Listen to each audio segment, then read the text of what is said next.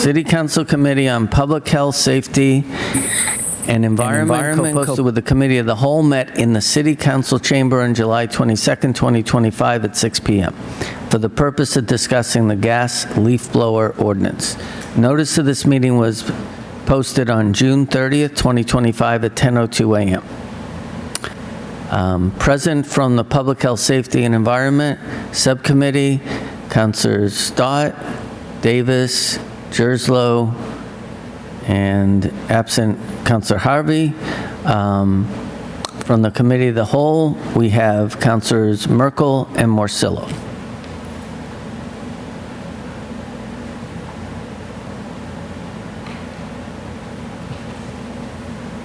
I'm going to start off by just giving you the flow of the meeting. Oh, I do want to introduce the people who are here from the city. Solicitor Renard is here on Zoom. We have the Health Agent Greenbaum, DPS Director Joden, Building Commissioner Afanos, all in the room. And I'll announce any other department heads who show up. So we're here to discuss the ordinance that was submitted by Councilors Davis and Merkel. And the way I thought we could have this meeting is that the two of them would start out by reading a summary of why they submitted this ordinance. And then if any department heads want to say something, we can do that. But before we do that, after Councilors Davis and Merkel do their summary, I am going to read comments by the city solicitor and our Sustainability and Resiliency Director, Duffy. Then we'll open it up to the council, and then we'll do public testimony. If anyone is from the public wants to testify or do comments, and then we'll bring it back to the council. So we're going to start with Councilor Merkel. Thank you, Chair Cohen, and I want to thank you for the work you did putting this meeting together. Much appreciated. Yes, residents have been asking me and emailing me and other councilors about this issue for the last couple of years, providing lots of very valid data on the environmental impact and workers' health issues associated with the gas blowers. And so when I started digging into it, I was surprised how detrimental they are, and surprised by the list of cities and towns in the area that have gas leaf blower restrictions in place. And so we've spoken with landscapers, I've spoken to city councilors in other cities and our department heads about this. And the consensus is from many environmental groups and consumer reports that curbing the use of gas leaf blowers has an absolutely huge benefit for the environment and on public health. Gas leaf blowers are notorious for their loud noise levels, negatively impacting quality of life, and the electric leaf blowers are much quieter, and the workers who operate gas leaf blowers are exposed to high levels of air pollution as well as vibration hazards, and transitioning to quieter, cleaner electric alternatives can improve working conditions and protect the health and safety of outdoor workers.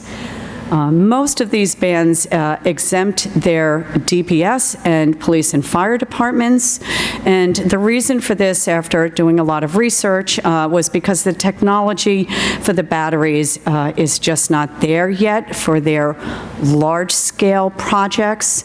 When Councilor Davis and I met with Ray Jordan from DPS and the police chief and the fire chief, and also Neil Duffy, the Director of Sustainability, real important points were brought up, such as the scale of the city tasks that they perform with storms, flooding, large tourism crowds, construction debris. It was a great opportunity to meet with this crew. I learned an incredible amount about city operations, and I remember Chief Miller, making interesting points regarding the need for police details that he has to provide for the cleanups, so the importance of efficiency. And Chief Dion, discussing with me on the phone the important role that the power of the blowers plays in his work, including brush fires and cleanup with construction debris. So I found that really interesting. And also Ray spoke to how he's, constantly reviewing the industry for greener equipment, such as electric front-end trash loaders. It was a great conversation. And of course, I'll let him speak for himself, but I wanted to make the points that resonated with me, in these conversations. And the goal is really, I'm hoping to move the needle for greener options, when we can without jeopardizing public safety. That's the balance. And so I'm hoping maybe we can land with, replacing, with the city, replacing any gas blowers with electric blowers when needed, and, having some sort of, informal commitment to move away from gas blowers as the technology allows. And I ride an electric scooter, so I do know a little bit also about the research with the batteries, and safety that's involved with heat, and if you have to store a lot of them in outdoor spaces.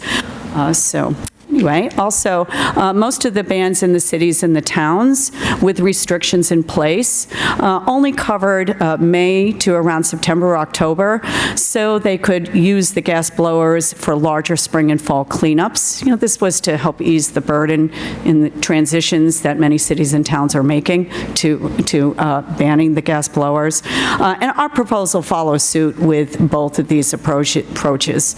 And we've also included compliance times that are 1 to 2 years away to ease the financial burdens involved in making the changes. And I've also spoken with councilors in other cities that have put restrictions in place, and I've spoken with landscapers, and I'd like to offer a little feedback with that too that I found interesting. I spoke with a woman who has a landscaping business here in the area with a crew of 4 to 5 people on the North Shore. And she has clients in Salem and the surrounding areas. And she has clients in Cambridge, Newton, and Chestnut Hill that banned the blowers over the summer months. And, of course, she did say, it was hard on her business. She said, I have 7 blowers. They cost $500 to $700 each. And when the gas blower bans came into effect, she had to buy new equipment and batteries and multi-unit chargers. And she mentioned, the batteries are limited in the how long they last when used. I did ask her if her clients were open to learning about how stripping the ground, with blowers is not good for the ecosystem and environment, and maybe adjusting expectations, because I really have found this whole issue really interesting. And she said no. She passed along the increases, in cost to her clients, and they just paid it because they want no change in their service. And she pointed out the irony that some of her clients are the ones who pushed for the restrictions, but they still didn't want any flexibility in their cleanup. So I just thought these were interesting points to be made.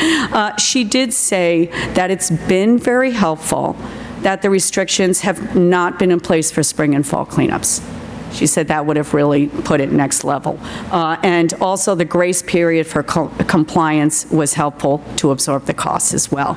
And she mentioned how hard it is for big storms. If there's a big storm, that she can't just use all equipment, that she has. And that's why we have included a temporary exemption application option that you can ask the city for if we had some kind of, huge storm, and it puts everyone in a spot. So I see this as a good first step we can take in addressing, gas leaf blowers, and just in starting to move towards using greener equipment. And I just want to thank Councilor Davis. He worked on this the whole journey with me. Zach Calderon for his help. He's a resident as well. And the department heads and the city solicitor that helped me put all of this together over the last couple of years. Thank you. Thank you, Councilor Merkel. Councilor Davis? Thank you, Chair, and thank you, Councilor Merkel, for the great summary, and thanks for being a wonderful partner on this journey. Lots of meetings, lots of research. I wanted to add a couple things. First of all, kind of like a public service announcement. The absolute best thing is leaving the leaves on the lawn, right? We're talking up electric leaf blowers, but, just leaving a light layer of leaves on your lawn or raking them into garden beds helps nourish the soil, insulate plant roots, creates habitat for pollinators, insects, small animals, really important for soil regeneration and local biodiversity.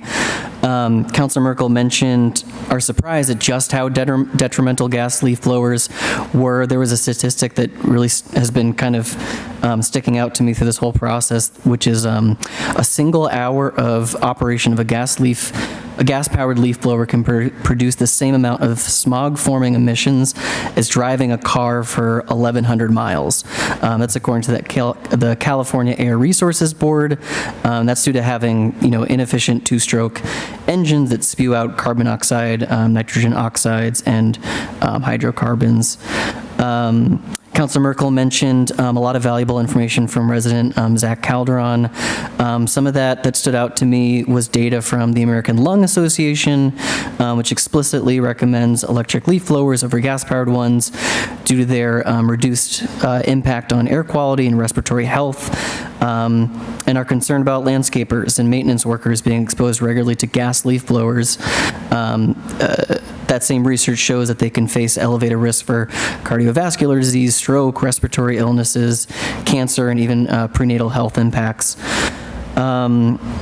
Comparing gas and electric leaf blowers in terms of noise comparison, gas ones operate at 80 to 90 decibels, which is far above safe hearing thresholds, an equivalent to standing next to a motorcycle or a jackhammer, while electric models range from 65 to 70 decibels. And then in terms of cost, gas leaf blowers range from $125 to $400. Corded electric leaf blowers range from $30 to $100. So much cheaper, but then replacing the batteries a bit pricier with batteries ranging from $110 all the way up to $660. But those batteries can last up to 3 to 5 years, and there's no need to buy or store gasoline. So kind of a complicated, cost comparison, but I think what we've seen in the long term is that electric leaf blowers are a bit cheaper. And that's all I wanted to add. Thank you. Thank you, Councilor Davis. I wanted to mention that Police Chief Miller is in the house. So next I'm going to read from two of the department heads who are not here in person. The first one is from Sustainability and Resiliency Director Neil Duffy. I'll skip over the platitudes. I applaud the council for considering this matter and support the passing of this ordinance as written. Banning gas-powered leaf blowers between Memorial Day and Labor Day will not have a significant impact on the city's overall greenhouse gas emissions, but it will provide improvements to local air quality and reduce noise pollution. The ordinance provides reasonable implementation timelines for both residential and commercial operators, and our department is standing by to create informational and educational materials to aid in this transition. Regarding city operations, my understanding is that the Department of Public Services is committed to and actively exploring the feasibility of a transition to electric-powered leaf blowers and other equipment over time. The Sustainability and Resiliency Department will work with them to ensure they have the resources and assistance necessary to do so strategically without sacrificing the level of services residents and visitors of Salem require.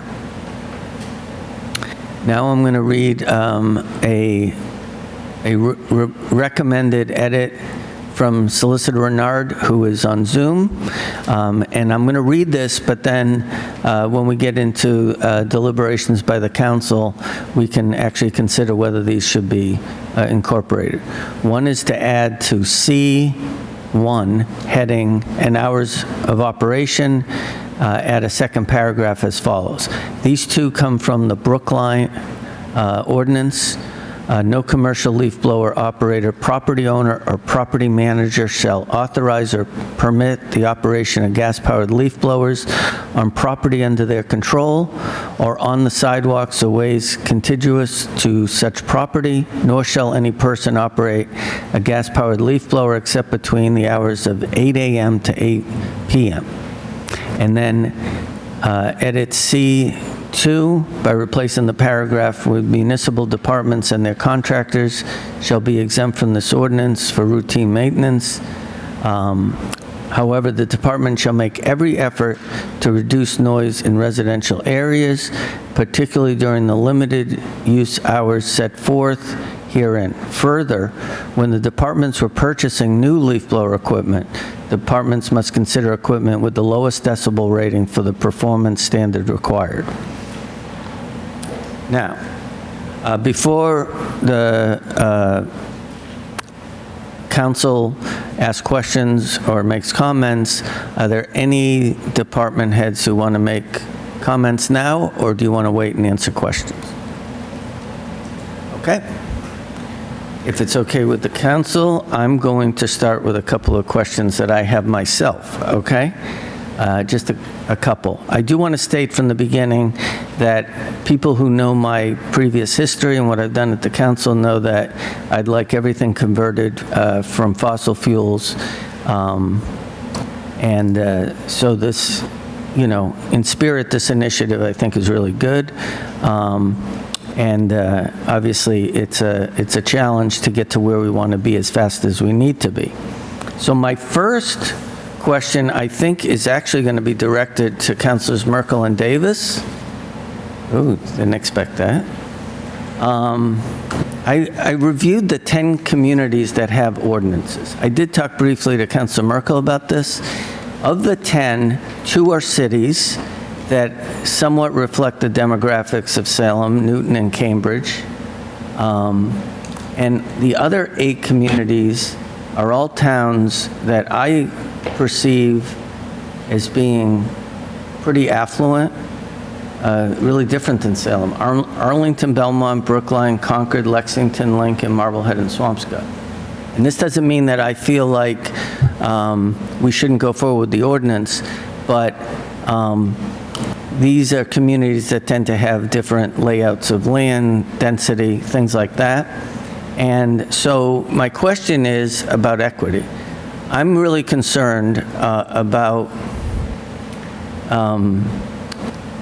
you know, when this is implemented, the compliance dates, because I am concerned that the workers, the employees of the companies that do the landscaping, for example, tend to be from, you know, immigrant communities, lower income, and I'm concerned about how it will impact whether they potentially would have to lay off people, you know, to your point, Councilor Merkel, about, you know, the person, are they going to be able to have the same amount of work?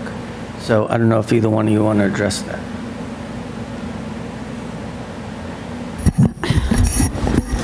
Thank you, Chair Cohen. I definitely wrestled with that myself.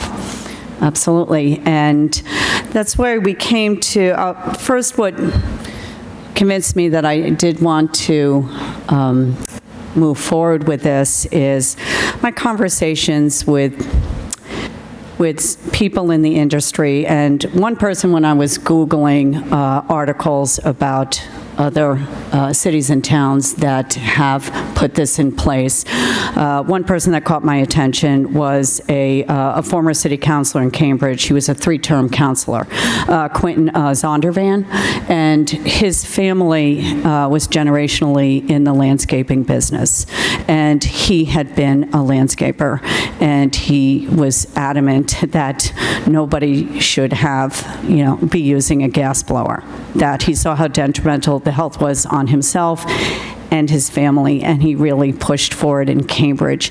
And I mean, it is a balance because, yes, it's when you put a financial burden on an industry, you have to think of the effect on the workers. But I also, so I reached out to this gentleman, and I set up a Zoom with him, just me and him, so I could take a deeper dive into those concerns.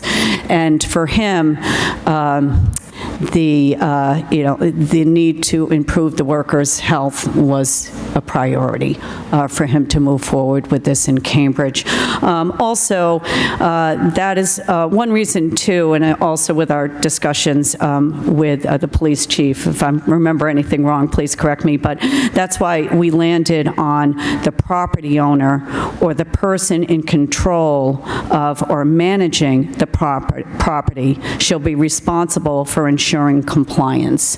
That was how we landed on who would be responsible for compliance. We didn't want to put it on, a small business that may not know all the regulations in their community. And also, like I had said in my opening statement, try to ease the burden of longer compliance times and not having it during the spring and fall cleanups until, further equipment slowly gets introduced to the equipment that they have.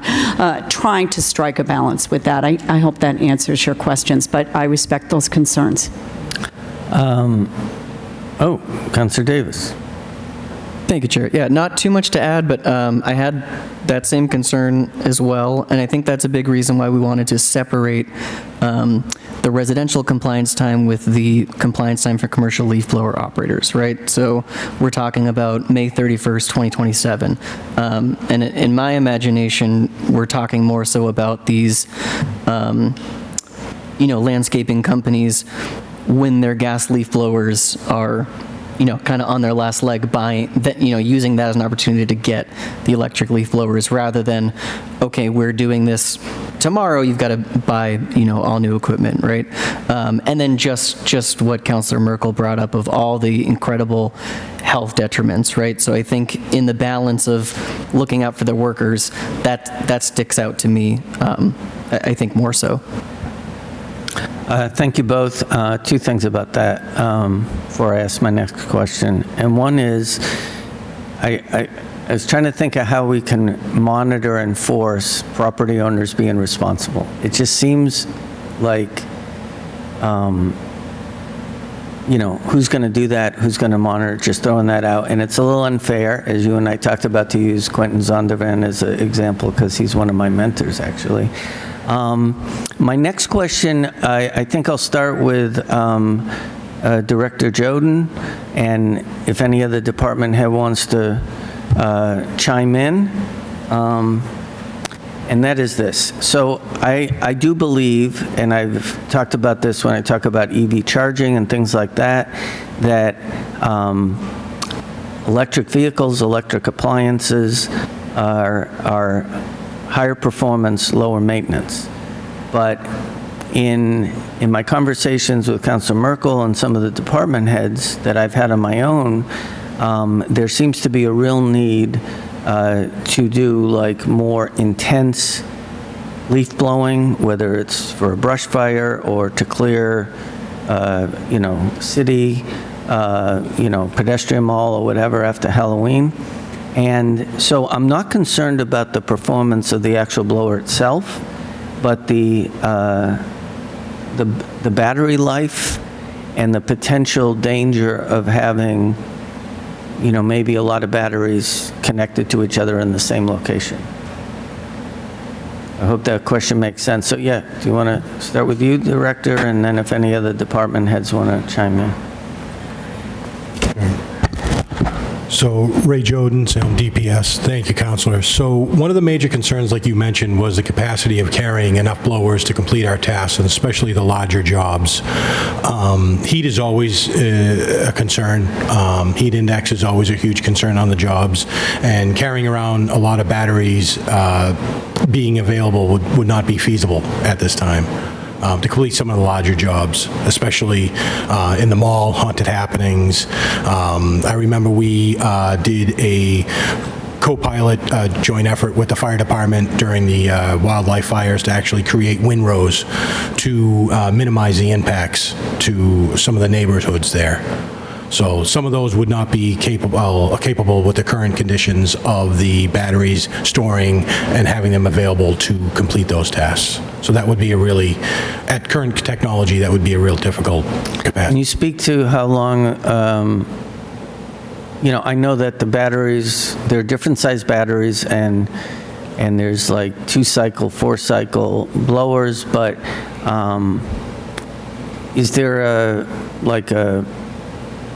anticipated amount of time that you know, like the average battery life when you're out in the field doing the work? So currently at the top tier batteries that we're exhibiting right now, the 5Hs, the 8Hs, we're running into about 20 minutes of runtime per battery currently.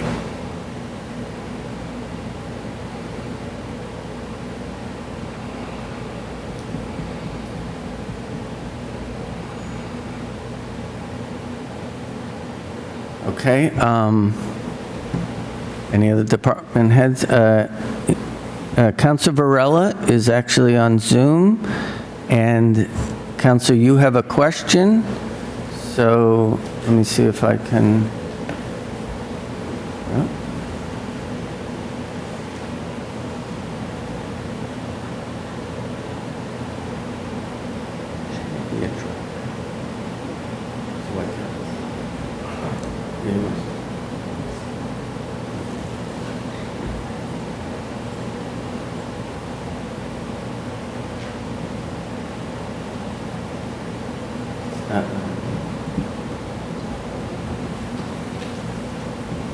It doesn't.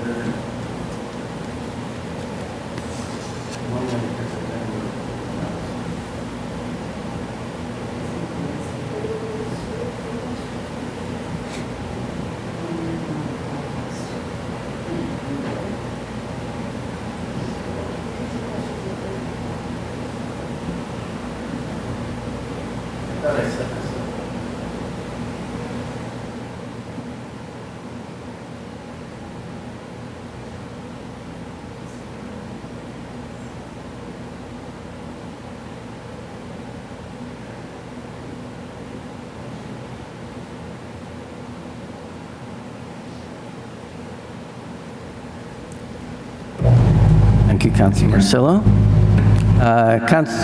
Councilor Varela, I'm going to allow you to speak. You can unmute yourself. Excellent. You guys hear me? All right. Sorry, can you guys hear me? Might have to unmute the TV mic. Yeah, we can hear you. All right. Thank you. Thank you, Chair Cohen, not being a member of the committee. Just wanted to weigh on this a little bit. Obviously, when it comes to leaf blowers, I see the intent with this ordinance. And on an environmental standpoint, I see the benefit.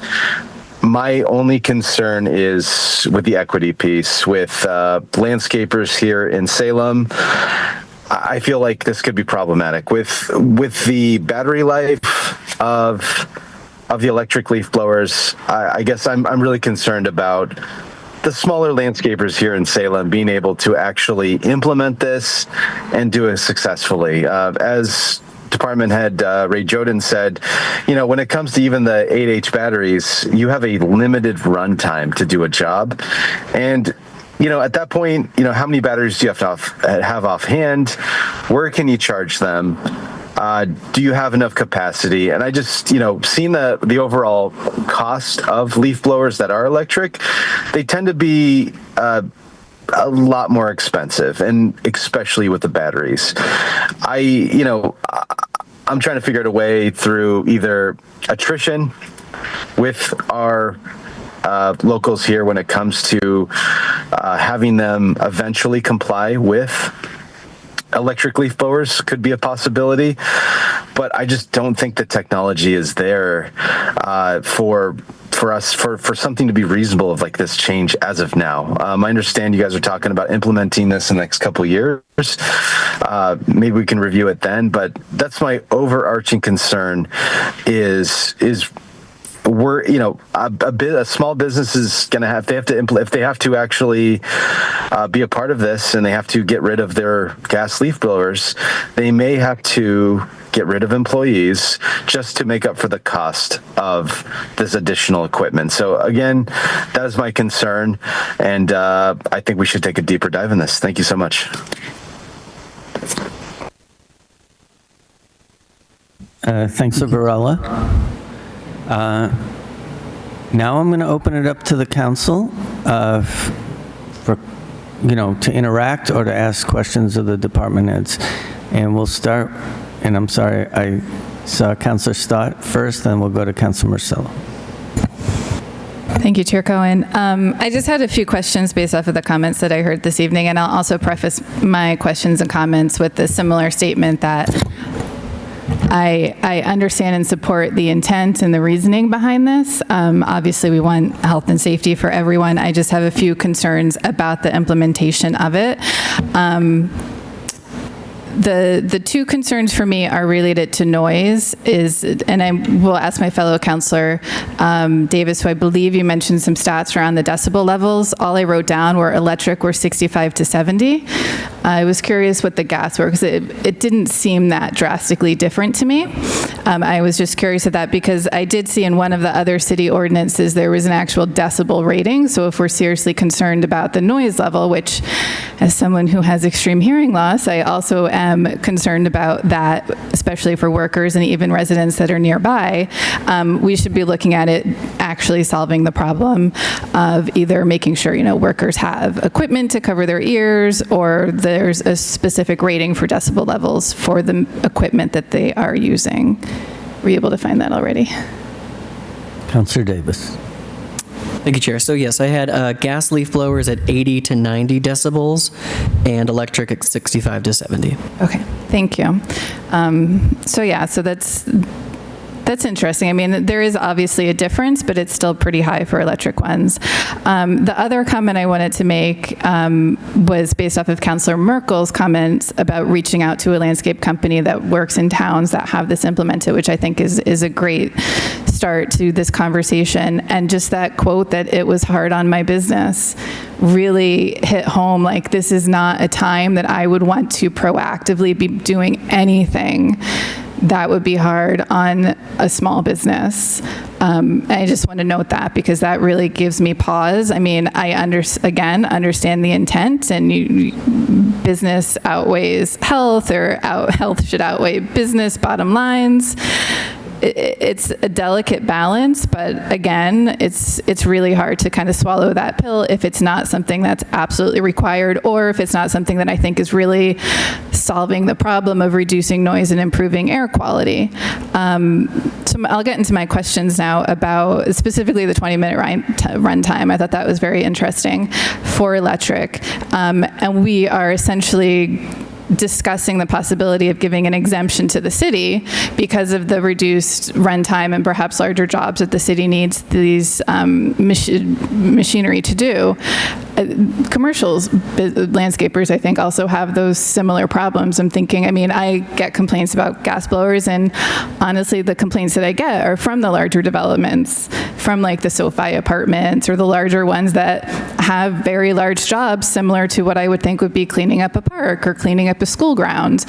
So I don't quite understand why we would give an exemption to ourselves, but not towards the businesses that are doing literally the same exact job, because how would they be able to do a large job like that with a 20-minute runtime on their machinery? So I was wondering, I would feel more comfortable with exemptions if they were something specifically related to what was mentioned, like Halloween haunted happenings cleanup on Halloween night. We're all familiar with the blowers going down the Ped Mall. Like, that's a specific exemption like the fires in the woods. But if it's just because 20-minute runtime and the machinery is not there yet, I don't think that's a fair exemption for us to give ourselves and to not give the commercial businesses. Before you go further, Yep. Chief Miller would like to answer that question. Oh, great. Or address it.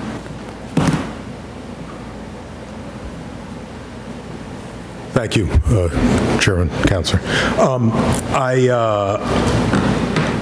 I want to speak specifically to your question about events, but also it's not limited to haunted happenings. It's really any of the many public events that we have that require a DPS cleanup once the crowd is dispersed.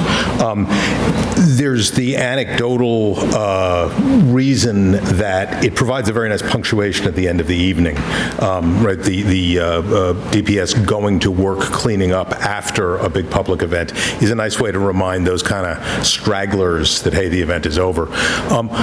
But more pointedly, almost all of these events involve a lot of overtime, DPS overtime, police overtime, fire overtime in certain cases. The longer that the cleanup takes, the little more it costs. And because of overtime rules, it tends to be the most costly at the end of the evening, more costly at the end of the evening than over the course of the evening. So for that reason, I support an exemption for DPS. So can I just, the question just left my head. So it's done more often than I guess I know about, but I do also hear compliments about the cleanliness of the streets. You know, the day after events, it's usually like the cleanest downtown ever is because we have that process to go through and clean up. Do you know, and it might be a right question, do the workers wear ear protection while they utilize that machinery? I think, I'll certainly let Ray handle that question, but to your point about it being the cleanest people frequently see, that's not an accident. Usually when we have all those streets blocked off, it's an excellent opportunity to go through and do a real good cleaning. So it's that's on purpose, if you know what I mean. Mm-hmm. Yep. So yeah, good. Do they wear protection, and are you stating that like an electric machine would just not have the same impacts? So to answer your first question, yes, the employees are wearing PPE. They are issued PPE for those intended reasons: hearing protection, ventilation protection. Second would be it's by design because we're loud and annoying for a reason. We're loud and annoying to move the crowds, to disperse them, to get them, publicly safety. You don't have to stay here, but you have to go home. I recognize that exempting DPS in an ordinance may raise concerns because it's important to acknowledge perception matters, right? And that fairness and transparency must guide our decisions. However, exemptions are not about avoiding responsibility. It's about ensuring the city can continue to deliver essential services without interruption. DPS is tasked with maintaining public safety and responding to any and all sorts of emergencies, and supporting other city operations on a scale that differs significantly from residential use. Until electronic technology can really reliably meet these demands, an exemption really needs to be considered for DPS. Practical, effective stewardships of resources is what we should be following. That being said, DPS remains committed to sustainability. We'll always continue to evaluate emerging technologies to pilot electronic alternatives when feasible and transition responsibly when equipment improves. Our goal is to lead by example and not through symbolic compliance, but through practical, effective stewardships of the city. Sorry, just to continue on that. I actually fully support the use of the public safety aspect because you're right, they are loud, annoying. We're sending a very clear message. Could you give me an example of where the DPW wouldn't be able to utilize an electric blower, utilizing it for its intended purpose as a machine of landscaping and blowing leaves? So it would be storm response primarily, larger scale leaf cleanups in the parks. So park cleanup. Park cleanup mainly. Do the park cleanup that goes now, I mean, I know there's other large or loud machinery that's used, like the weed whackers. I know there are other things that make the lawn mower machines, all of that. So as a whole, those would all still continue. But I'm having a struggle with distinguishing how park cleanup, so utilizing a gas blower primarily for its purpose of blowing leaves in a park, is different than a commercial landscaper cleaning up a large development property like SoFi, for example. Is it the scale? Are you just saying the parks are much bigger, or? I'm saying the scale, the staffing. I can't advocate for landscapers. I can only advocate for the DPS operations. So I could tell you that we blow the Point neighborhood sidewalks with trash multiple times a year and street sweep multiple times a year for public, health reasons. I could tell you that cleanups in parks take longer, which is why we use backpack blowers. I can only advocate for DPS in the city municipal contractors. I cannot advocate for personal landscapers. So that will just lead me to my last comment, because I know others want to make comment here. Communication. How would we get this message out, and how would I haven't heard from one landscaper coming up or business coming up to provide their input, other than Councilor Merkel doing that research, which I truly appreciate. But I do think we kind of falter and fail a lot in getting the word out. Looking back at the styrofoam ban that we did, people didn't realize it was out, even though we had a year and a half implementation, until they were getting warning messages from the health department. And that's frustrating. So as long as it doesn't really matter how long we have for the implementation time, if it's 2027 or 2028, if we don't have a solid plan in place and a solid commitment to communicate out and reach out to those registered commercial landscape companies, they're not going to know about it until they get a warning message, and that's not fair. Councilor Marcillo. Thank you, Chair. I want to start by saying personally, I am in favor of this because I personally don't like leaf blowers. They're noisy. The air quality is awful. I have to close my front windows whenever the neighbor across the street has their lawn done. It's really annoying. I have to say that I get a ton of emails and calls about this. And when I had it in the newsletter, I think I got the highest number of emails after it saying I'm in favor of this. What I'm not in favor of is the rollout of it. And for residents in Salem, it starts on 1 year. For contractors, it starts a year later. For the city, who knows? We need to lead by example. And so as it stands, I don't think I could vote for this if the city's not a part of it.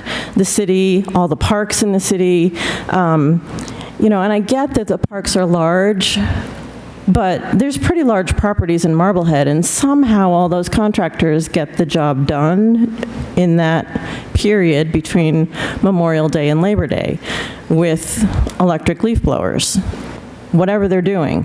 And I think we can also distinguish between landscaping use and public street cleaning or whatever after events. And if the fire department uses it in the woods for a fire, of course that's necessary. Of course that would be an exemption. I'd have a hard time with an exemption from the city and the city's contractors, by the way, for cleaning up the parks. That I have a problem with if we're going to make residents do this. Because as Councilor Stott said, some of these developments are pretty huge, right? The whole Whalers Lane, that whole condo complex, right? Those residents would love it if we banned the leaf blowers, but they also have contractors that go through and do that, huge swaths of property at the same time. So, that's where I'm standing right now. I just can't see the exemptions. I can't see the rollout differences. And I also had a question, just so I can clarify this. The suggested edit from Beth Renard, the hours of operation, did you say 8 a.m. to 8 p.m.? I don't even know how that goes along with the noise ordinance in the city, right? 8 p.m., who would want that in their neighborhood at 8 p.m., a leaf blower, of any sort? So I would have to push back on that a little bit too. But how many leaf blowers does DPS own? That's a hard question. That's a hard question to answer right now. I'd have to get back to you on that. Is it 10? Is it 30? Is it 100? It's not 30, but it's more than 10. More than 10. Okay. More than 10, but no more than 30. And how many of the parks does DPS take care of personally as opposed to contractors? We take care of,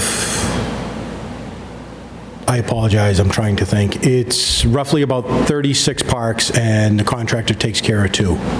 to? Which parks do the contractors do? Contractor takes care of Forest River and the Willows. Forest River and the Willows. Yeah. Okay. City crews take care of the rest. Okay. And all of the city property? Correct. There's about 48 city properties that we maintain on the regular, not counting city streets. So 48 city properties, and how many parks do you do? About 36. I'll get the final numbers from the budget book to be I on. mean, that's fine. That gives us Yeah. an idea of how many pieces of property. Yeah. And do you know how many the fire department uses or has? I don't have that information, no. Do they use your equipment? They for use our fires? equipment, yeah. And do they use them for like car crashes also to get debris out of the road, or do No, they that's use them? us. That's you guys. That's us. Okay. All right. Okay. Thank you. Councilor Merkel, do you mind if I make a comment before I turn it over to you? And then I'll go to Councilor Merkel and Councilor Gerslow. So when I introduced the meeting, I said that I'm in support of this in spirit. When I looked at the 10 communities, and you, Councilor Davis and Merkel, you might have the actual information, but most of the communities that have ordinances ban gas leaf blowers for a period of time. I think there's only 2 of the communities that actually ban gas leaf blowers altogether. I may be wrong, but I thought it was 2 ban them altogether and 8 do something similar to what we're talking about, which is to ban them during certain months or seasons or whatever. And the reason I bring this up is relative to something that Councilor Merkel said that like resonated with me. Like, I believe in the concept for health and wellness and, you know, sustainability and everything else, that we should be moving to electric leaf blowers. And part of my thinking, as Councilor Marcillo was talking, is it better if we're going to have compliance dates that are sometime in the future, come up with a time where everyone can be electric leaf blowers? You know, instead of like, okay, we're going to ban gas leaf blowers in the summer, and residents can do it in 2026, and commercial can do it in 2027, and the DPS can do it in 2050, or, you know, whatever. I just don't know why the hunt isn't to get to all electric leaf blowers when it makes sense. You know, if we had an attrition program so that when DPS leaf blower, you know, craps out, then they buy an electric leaf blower, and that wouldn't necessarily be one that would be used for one of the more intense jobs, you know, in the beginning. So I'm just thinking, like, is the hunt to get to a better place or get to the best place? In my mind, the best place is to come up with a time, whenever it is. I'm not, you know, smart enough to make this decision tonight, of when we could move like Brookline did and say, no gas leaf blowers. And one of the things that Councilor Merkel said to me is, you know, technology is changing all the time. We don't know if someone's going to have a battery before the compliance date for commercial that is going to make it so that an electric leaf blower is the best option. Councilor Merkel, Councilor Gerslow, Councilor Davis. Thank you, Chair Cohen, not being a member of the committee, and thank you everyone for the great points that are really important to consider. And so as I kept looking in this over time, what I found was and including the landscaper that I referenced, is that I didn't, and I'm not saying there aren't any, but I didn't find any that only operate in Salem. Like the one I referenced is small, with 4 to 5 people, yet has clients in Cambridge, Newton, and Chestnut Hill. The list includes, you know, Swampscott, you know, Marblehead, these communities that are not far from us. And so the landscaping companies, it's already here for them. They've already had to, you know, start complying or thinking about complying as more and more cities and towns are adopting these restrictions.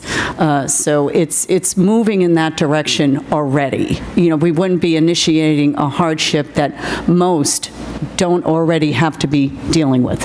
But as I was saying, 8 out of the 10 are only making it so they can't operate the gas leaf blowers during certain times of the year. Yes, so that's interesting too. And it's because of all these reasons that so many landed in different places. You know, you have Belmont, seasonal ban, May 15th to December 30th. Brookline does it by decimals. It's really, you know, everybody kind of landed in different places. One of them has Concord, you can use them between March 15th and May 30th, and again September 15th to December 30th. So it was all over the place. And the compliance times were for the very reasons you mentioned, Councilor Cohen, were all over the place as well, because everyone realized, you know, for, you know, public health, for emergency cleanups, that this isn't practical. Some had, at least one had 5 years compliance for their DPS. And for the reason you spoke to, that is just too arbitrary. I personally didn't want to try to do something like that because, as you said, what if the technology is there in 3 years? It's very fluid. I see this as a starting place. It's something we can revisit because of all the twists and turns in the technology. And, you know, so we keep the conversations going. But it is the reason these landed. And also, some did go by the decimals, but that gets murky for enforcement. It's a lot clearer if something is a gas blower or an electric blower. And also, I had a conversation with, someone who works in the environmental space, and also taking a deep dive in the consumer reports. I really thought that was just great information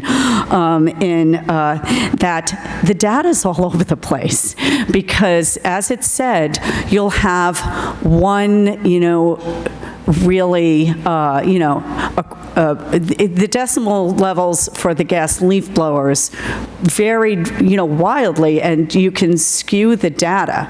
And to even say the price or where the sound lands for each one varied, but the consensus was very clear that it is enormously beneficial to have the electric. And I'd be happy to send out that information as well that I researched. There were a lot of articles, but I really liked the way that expressed it. So I focused on, they had their evaluations, for noise, for public health, for environment, and you had read that as well, Councilor Davis. But the consensus was very clear that they were considerably quieter and considerably better for the environment, if that answers, some of the questions. Before we go to Councilor Gerslow, Solicitor Renard raised her hand. Would you be okay, Councilor Gerslow, if we let her go first? Okay.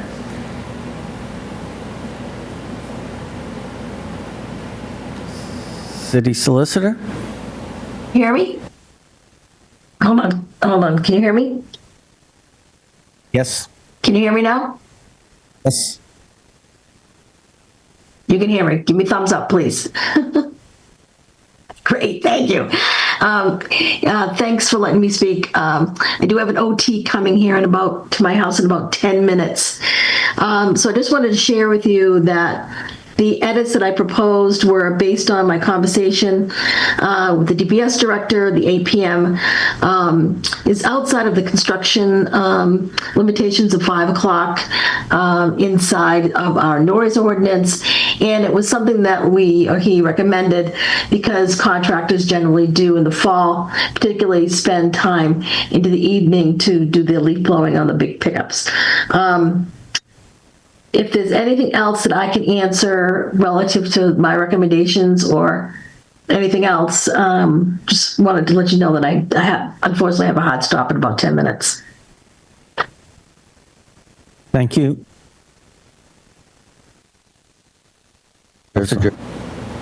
Thank you, Chair. I don't know if any of my colleagues have ever used a leaf blower or not, but I have electric leaf blower, and Director Choden is right, the 4-H usually only lasts about 20 minutes. It takes me for my postage-size lot to do my hedges and weed whacking and blowing. It takes at least 4 to 5 batteries, and it's very frustrating. I have a lawnmower that's electric, the weed whacker is electric, my hedges are electric, everything's electric, but I don't think that the technology is there yet to do it bigger scale. The batteries are very expensive. We've had to replace our batteries for our lawnmower, and they are very expensive, and I don't even know where we recycle these batteries. Does anybody can tell us where we recycle these batteries? At the drop-off at the high school. At the high school, they Yeah. can take those? Yes. Okay. But they are very expensive to get rid of. They are very expensive to buy. We used to have a gas blower, and, you know, $3 or less than $3 for a gallon of gas could last you for a month. I just think this would be detrimental to a landscaping company. I wish the technology was there, that we could all go to it, but I just don't think it's there, and I would not be in favor of this. Thank you. Councilor Davis.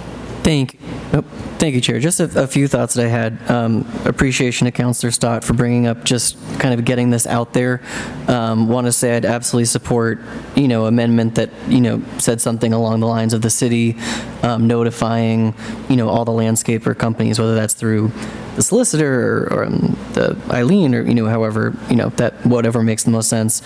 And I understand the uncomfortability about people and companies doing something that the city isn't. And I'm wondering if there's a changing of language, just kind of, rattling amendments in my head of rather than the separation being the city versus residents versus contractors, there could be some type of language about public events or language about the size of the area that's being blown instead, so that there's not that kind of separation, but it's something that's actually logical and based off of why those exemptions would need to exist, that would still allow our departments to do their jobs and perhaps allow some of those contractors that are working on much larger areas the flexibility to do that as well. And I had a third thought as well. In terms of language phasing out, having folks phase out their blowers rather than having dates. Councilor Merkel and I had a lot of meetings that focus a lot of those meetings, the time was devoted to enforcement. And I think enforcement with this is already tricky. There was a lot of back and forth. We'd kind of be relying on residents to hear the very loud blowers, call, the police come, give the fine. If the language instead was, we want people to phase out their gas leaf blowers, when they die off and replace them with electric leaf blowers, I think that what we came to is that would be impossible to enforce, right? Finding out what, the date that someone bought that or whether they had that was replacing a gas leaf blower, I think that would be kind of impossible, although I understand the kind of intent behind that. I think that was the kind of verdict that we came to on that. Councilor Marcillo. Thank you, Chair. Mr. Joden, do you know what the lifespan is of one of your gas-powered blowers? Very long. We maintain them. We've had gas-pack blowers. I think the oldest one I have in my fleet right now is probably going on 10, 11 years. And do you think it's going to last more than another 5? Hopefully, yes. Most of my equipment runs anywhere between 14 and 16 years if they're well maintained. Okay. Before we do motions or have more deliberations, I'd like to open it up for public testimony, if that's okay with the council. I do want to go back to something I said. If we pass the ordinance as is, or like 8 out of the 10 communities have passed it, everyone's still using gas leaf blower. They're just using it at different times. I mean, the most, I mean, I'm see this from a health environmental standpoint, but most of the complaints I get are from noise. when they're doing Palmer Cove Park or something, it's like, I can't believe how noisy it is. Can you make them stop? Okay? So I just thinking that we've already built in this compliance dates where it's like staggered for different groups. I just don't know why we can't try to figure out when we can reasonably, to make sure that, they're efficient enough that we can get to a place where we're not using gas. Just a thought. But I'm going to open it up for public testimony. And as I said to, I think, most of you, when you do come to the podium, if you want to say your name and address, fine. But please speak into the microphone so people in Zoom land can hear you. And we'll just go around the room if that's okay, because I know these folk were here first. So if you guys have testimony, we'll just go in this direction. And please address your comments to me as the chair, okay? Thank you. Danielle Hanrahan, 28 Beckford Street. Firstly, I want to say the perfect is the enemy of the good. So if you want to have like the perfect piece of equipment before you do anything to mitigate the hazardous effects of this equipment, I would try to dissuade you from that. Regarding the issue of the landscapers needing to let people go because they have to use electric equipment or, God forbid, rakes, which is also an option that's never talked about. It's what we used before we had these horrible gas-powered leaf blowers, and they work. And there was this whole thing that was called the granny rake, and this grandmother raked faster than these guys with leaf blowers could deal with the leaves. So I don't think that rakes are out of the question. And I don't think that people are really going to lay off workers if there's a ban on the gas-powered leaf blowers. And maybe they have to take out a rake more often than they might want to. And I think that's... I also, I agree with what Councilor Marcello said about the phasing in and it being not a good look for the city to be able to continue using the gas-powered leaf blowers except in the case of an emergency or fire hazard mitigation or something like that, or perhaps after October 31st, and I can understand that, but I do agree that that's just not a good look to anyone who sees that happening, especially the people who own the landscaping companies. And I would make the time frame longer. I'm a birder, and migration happens in May and September, so I would include those 2 months, and I would make it 5 months instead of 3 months. There's a lot of birds coming through. They rest in the day, they migrate at night, and then you have all of this noise and people blowing bushes where they are, and it's just detrimental environmentally for birds and people. Other cities have been able to comply with the ban, including their DPW, and that being Concord and Swampscott right next door.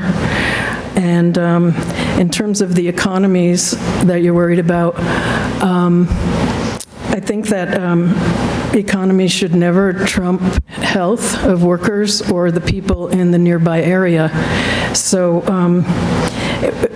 I actually don't think the economics are going to prove to be a real issue anyhow. I think that people will pass on the cost of their new equipment or more time because they're raking to the people hiring them, and I think generally those people can afford to have the cost passed on. I think that's how the economies will work. And I do think that the noise is a health issue, so it's not just the air. You had mentioned that people complain about the noise. the noise is a health issue. It's a health issue for the workers, for sure, and they might have their protection on, but then when the person coming by with their baby in the stroller or kids walking on the street are affected by this noise, by the dust that blows up feces and bacteria and all kinds of other things. So it's not just dust, it's molds, it's a lot of detrimental particulate that gets blown up into the air. Thank you very much, and thank you for your work on this, counselors. I appreciate it.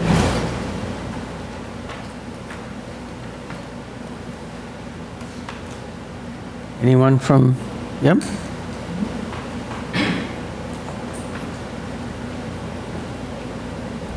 Good evening, Helen Sides, 35 Broad Street.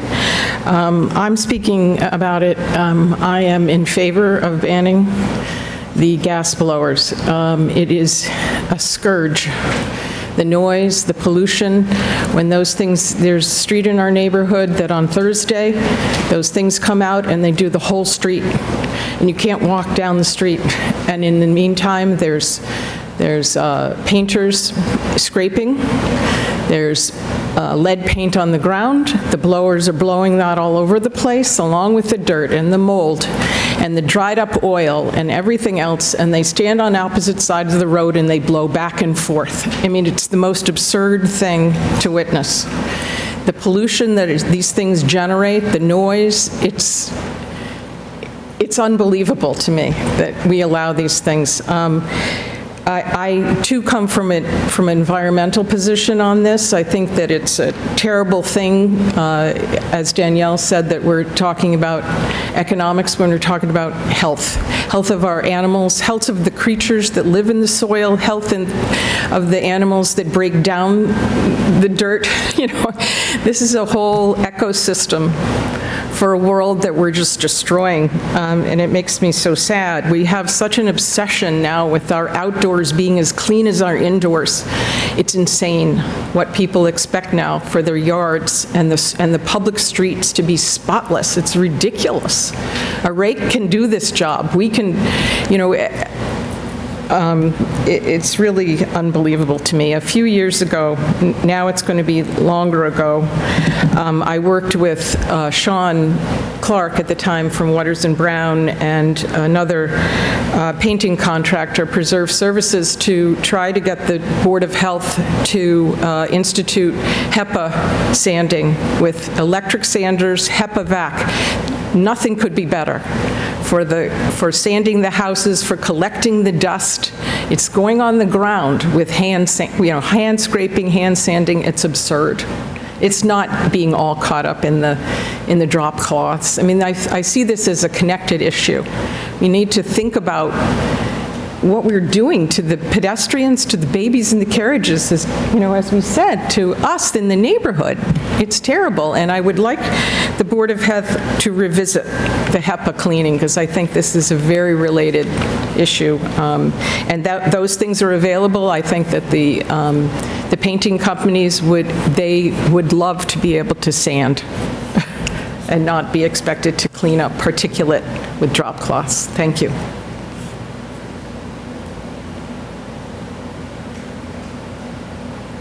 Anyone else from the public?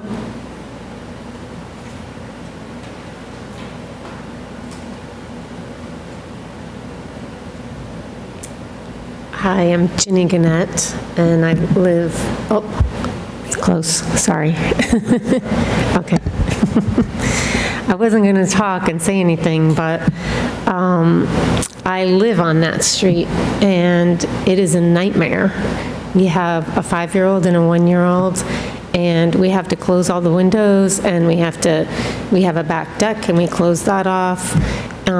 It's the smell, it's the sound, it's the kind of destruction to the whole ecosystem. I mean, I agree with everything people have been saying on what the detrimental effects are. And kind of as an aside, I was a pediatric nurse in pulmonary, and none of this is going to be good for anybody. So all of the days that we're having when we're seeing that the air quality is bad and people who are vulnerable should stay inside should really be a cautionary tale.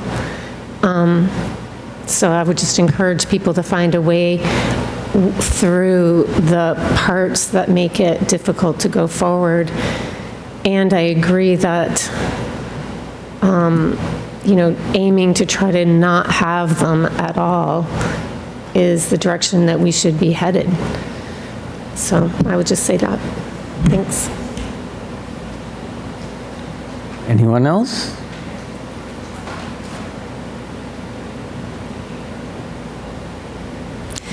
Good evening, thank you. My name is Lisa Ewing, I live on the Whalers Lane area, and I wasn't going to speak, but I'm here, so why not put my 2 cents in. I agree with this, I agree with moving toward an absolute ban, because I do think, ecologically speaking, that they're detrimental, and rakes and brooms work, and I understand the city has to contend with overtime and cost issues, and that may be something to think about. But for the general neighborhoods, I really would like to see these banned from use, so thank you.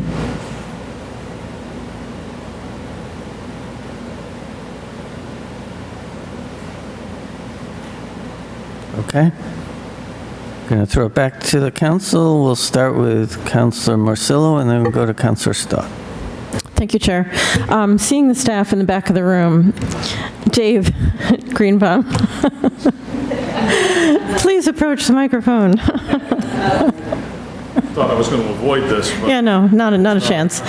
Being the director of health and all of that, can you hum a few bars on your feeling, your research into the air quality concerns, the noise concerns? Yeah, they're loud. I mean, do they spew off exhaust? Yeah, they're going to spew off exhaust. Do I have an opinion on this? Not particularly, to tell you the truth. I mean, I'm kind of agnostic about it. I agree. Listen, I'm a homeowner. I have an electric leaf blower. I rake my yard. I use a lawnmower. I have a gas lawnmower. I'll be perfectly honest with you. It's a gas lawnmower, but I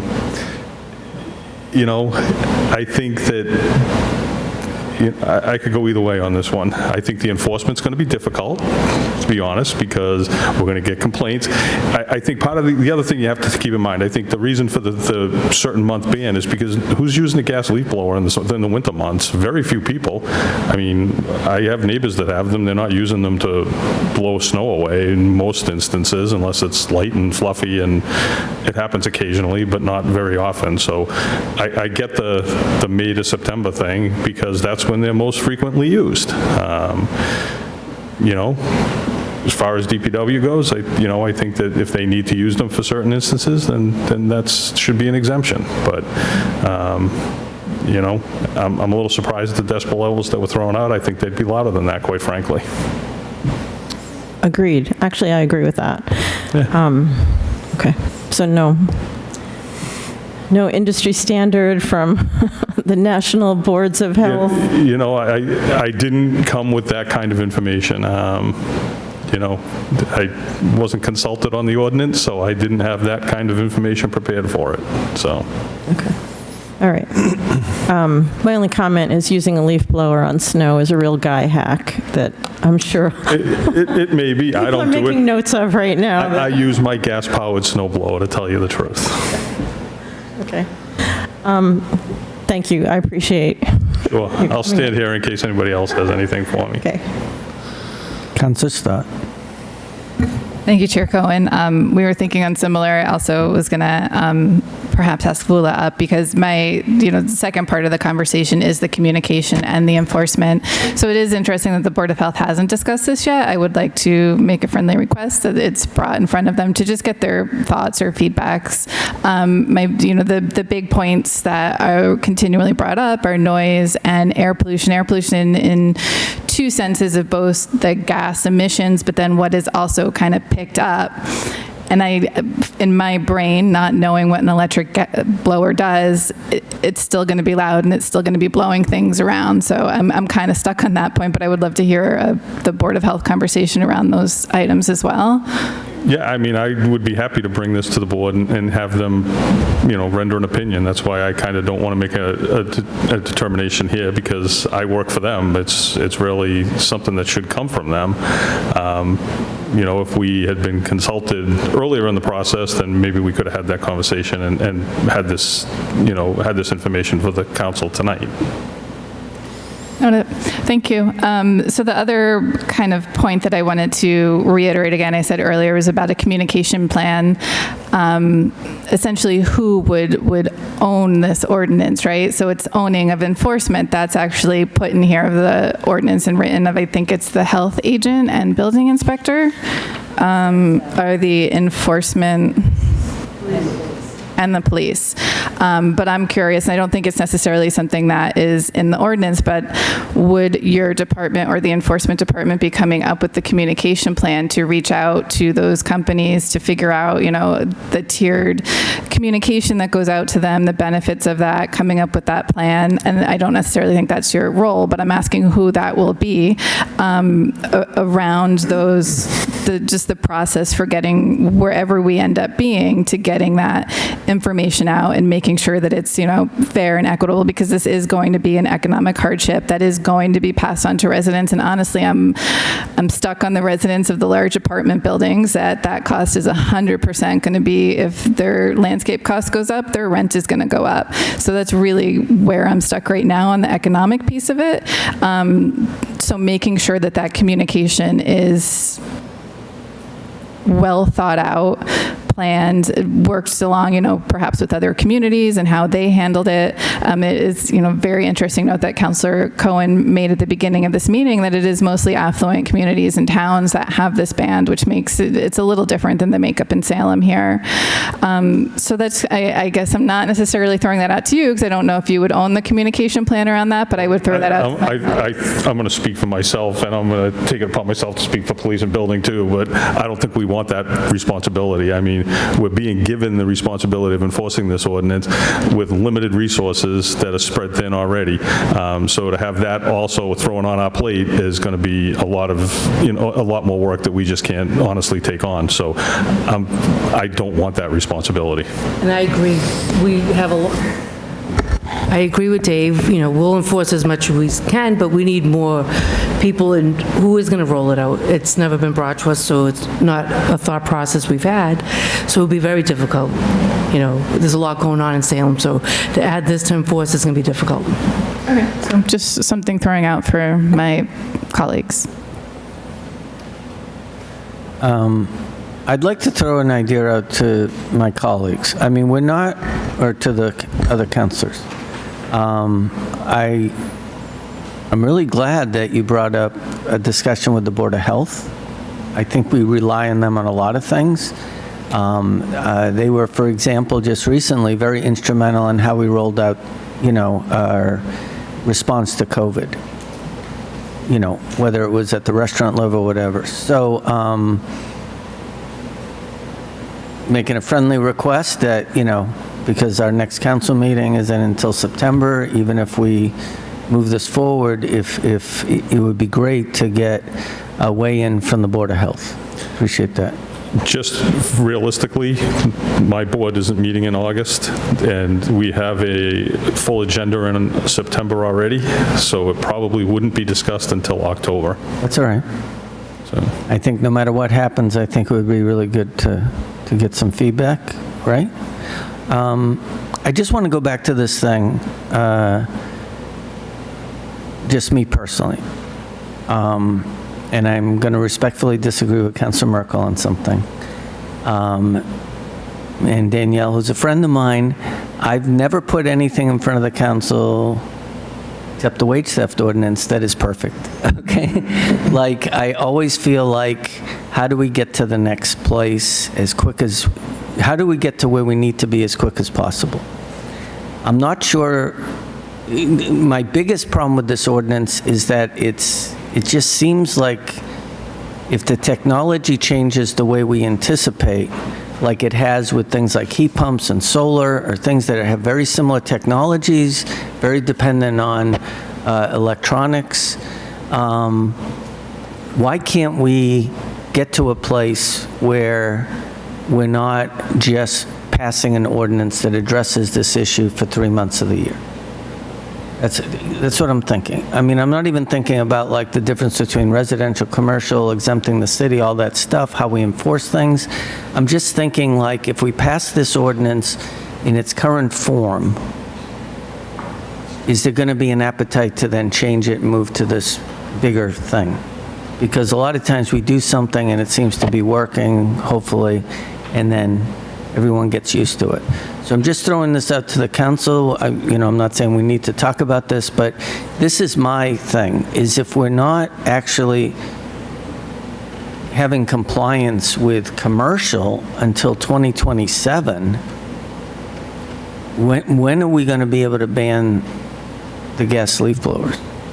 That's my thing. If the technology improves in the next 2 years, and it's really based on batteries, that's really what it is.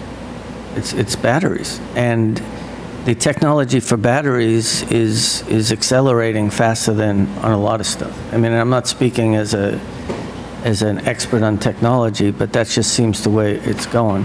But I'm just going to throw this back at the council for whatever people want to say or do.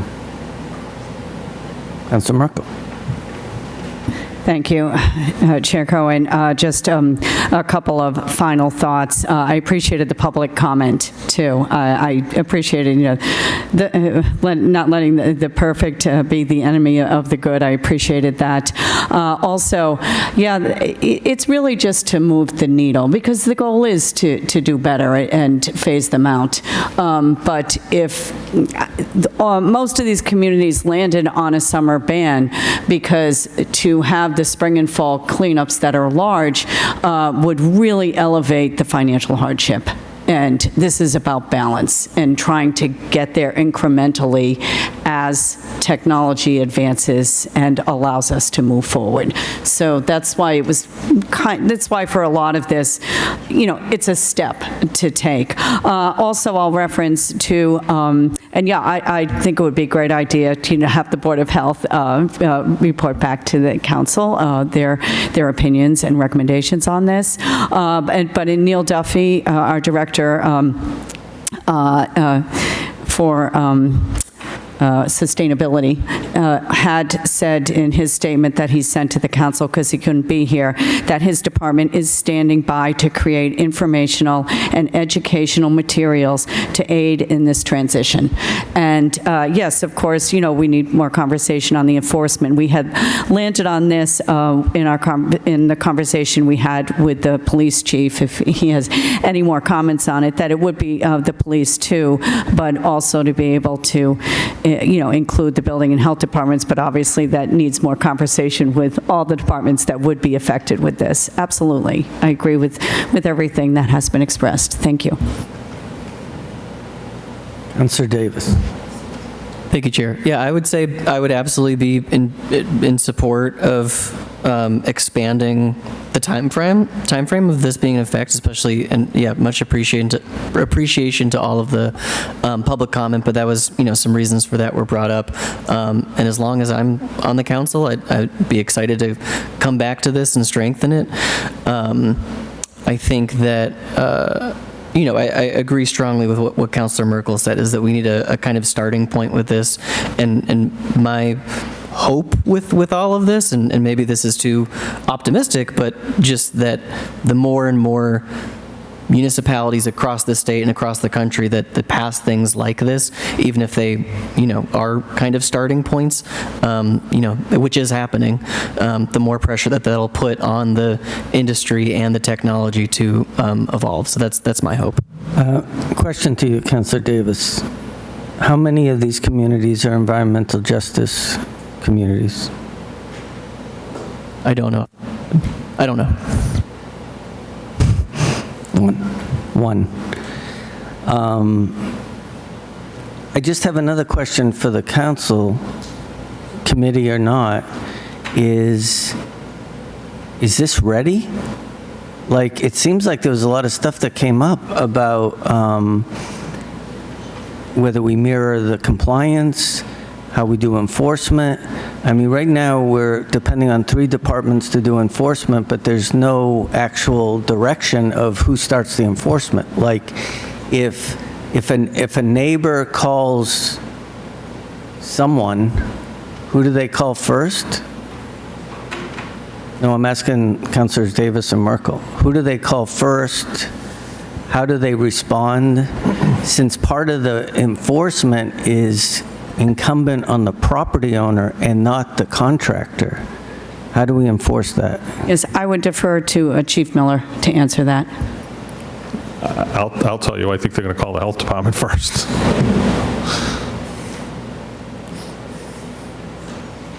Do you want to weigh in, Chief? I mean,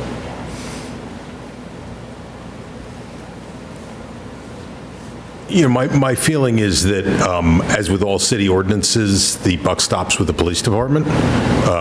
We have the ability to enforce almost all of them, except the ones that really exclude us.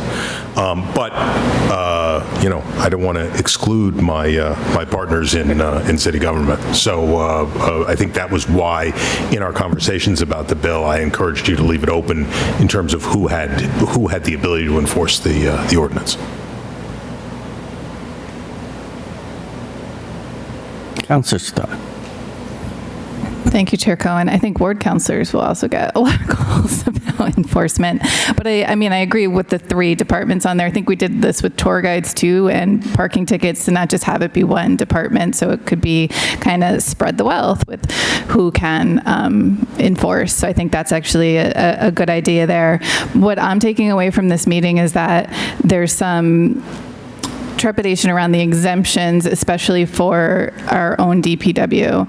And perhaps a next step here would be to ask Solicitor Renard to draft some language around making those exemptions. I know she did send some language that I briefly glanced at in my email, but making those exemptions as, instead of just a broad stroke for the city being exempt, perhaps calling out specific reasonings for why the city would be exempt. Those 2 are kind of separate right now. I personally would like to see some language that combines them, so the city could be exempt for like public event cleanups, public emergencies, fires in the woods, you know, whatever that conversation comes around to. But specifically calling out those reasons, I personally am not comfortable with allowing the city to be exempt for use that we are saying a commercial business is not exempt for. So commercial businesses are not coming in and cleaning up after public events. They're not helping us with brush fires in the woods, but they are doing the same exact work that the city is doing in a park, but on a public property. So personally, that would be, I think, a next step of perhaps looking at some language that would tighten that up, so we would all feel more comfortable understanding the advocacy that Ray is doing for the DPW and just, you know, the concern there. But if the DPW has a concern with the equipment and the machinery that they have for the big jobs, 100% the commercial businesses do as well, and we should be having a level playing field there, you know, for equity purposes. I don't think that that's fair to say do as I say, not as I do. We did that with the green building ordinance, started first with the municipal buildings and moved on. So I would make a motion for it to stay in committee and request City Solicitor Renard to draft some red line language around exemption uses. And then I would also add to that request for a more detailed communication plan. So obviously enforcement is one piece, sending out informational flyers is one piece, but an actual, and Councillor Watson-Felt is always great about describing what is actually needed for a communication plan to the public, but how that would be detailed, who would be contacted, the timeframes for things to be contacted, who would own that. That level of detail I think we never see, and we always just assume it would happen, and oftentimes it doesn't happen, and that is it would be a valid concern. You know, if we're giving ourselves and the public a large runway to come in compliance with this, we need to set everyone up for success and not pass it, say, oh, look, we did it, and then 2 years from now, everybody's like, what, I can't use my gas blowers. So with that really long motion. Can I ask you to clarify one thing? Yes.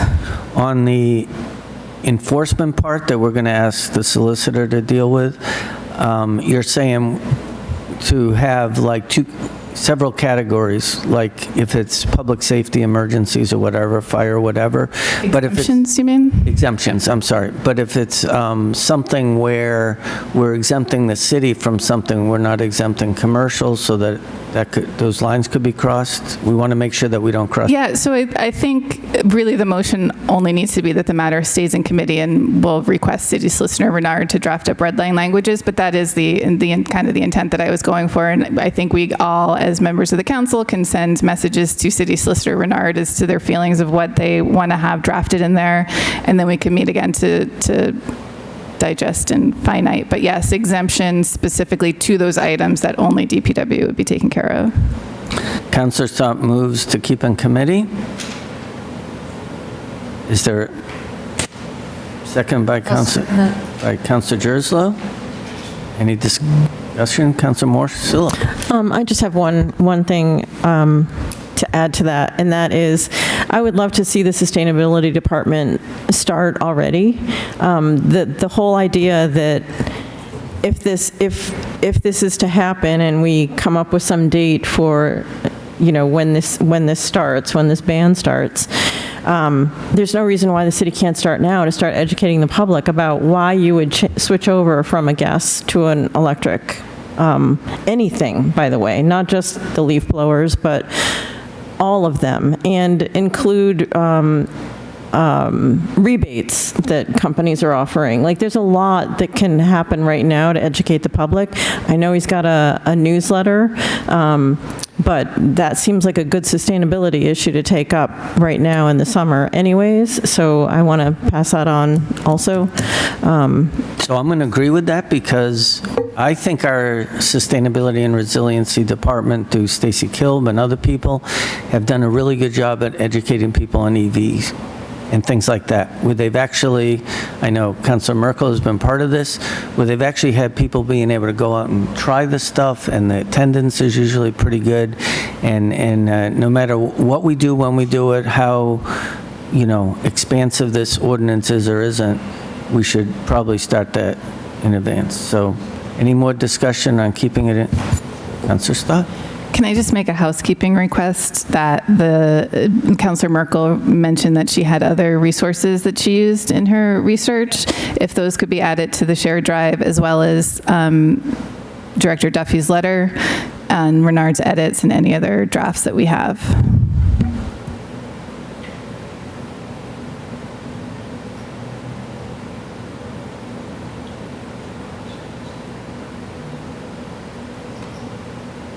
Any other discussion?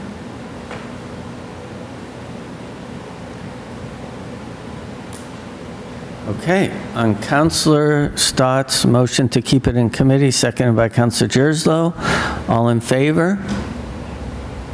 Wow, I see three hands plus my own. I'm not really good at that part, which means it passes. And I do want to also thank all the department heads for showing up and contributing, and the ones who weren't able to make it but contributed through email and Zoom, and especially all the people from the public. I think we all learned a lot from everyone here. I'll take one more motion. Motion to adjourn.